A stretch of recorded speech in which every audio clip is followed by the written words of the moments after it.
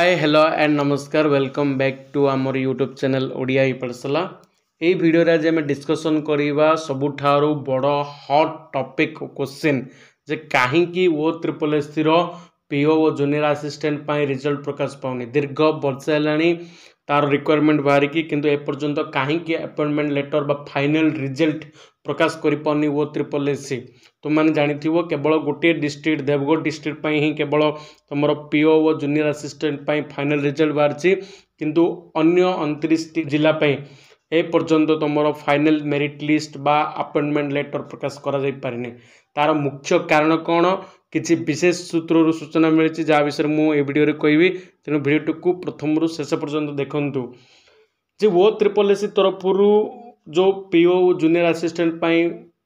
पदवी प्रकाश पाई जो थर कि एग्जाम सरता डॉक्यूमेंट वेरिफिकेशन सरता केवल तार फाइनल मेरिट लिस्ट अपेक्षा थिला पिले पिलामाने जे जनवरी लास्ट सुधा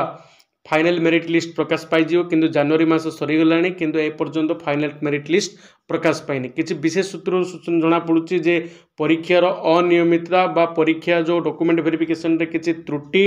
जो ए पर्यंत वो ट्रिपल एस सी रिजल्ट प्रकाश कर पानी द्वंद्व भितर अच्छी भय भितर अच्छी कारण जे प्रकार एएसओ मामला जाकि हाईकोर्ट रे पहुँचला तुम जूनियर टीचर रो मामला जमी हाईकोर्ट रे पहुँचला जहाँ राय आसला खाली